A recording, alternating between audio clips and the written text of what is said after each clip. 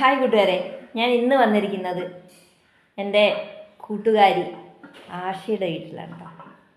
എൻ്റെ തറവാടിനടുത്താണ് ആശയുടെ വീട്.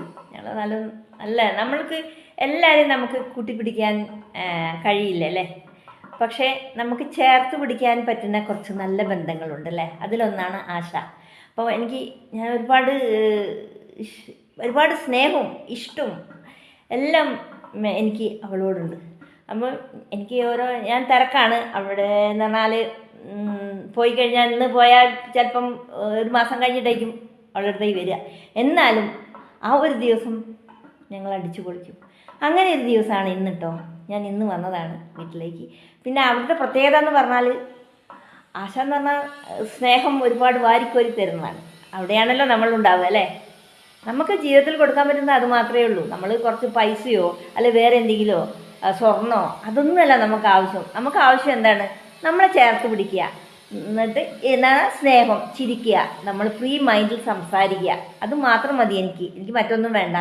പിന്നെ എന്താണ്, പാട്ട് പാടും.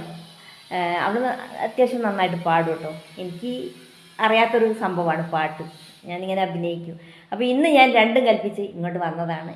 ഇന്ന് ഇവിടെ ആയിരിക്കും നമ്മൾ ജീവിതം എന്ന് പറഞ്ഞ ചെറിയൊരു ജീവിതം.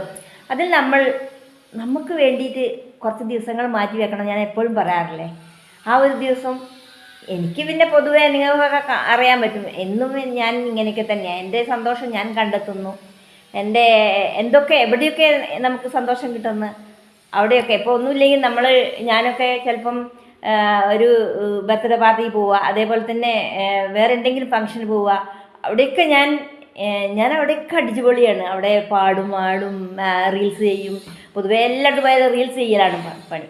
അപ്പം ഇന്നത്തെ ദിവസം നിങ്ങൾ തോന്നുന്നുണ്ടാവും, എൻ്റെ ഫേസ് കാണുമ്പോൾ എൻ്റെ സന്തോഷം നിങ്ങൾക്ക് കാണുന്നുണ്ടാവും അല്ലേ. ഞാനിപ്പോൾ അവിടെ പ്രത്യേകത എന്ന് പറഞ്ഞാൽ ഊഞ്ഞാൽ.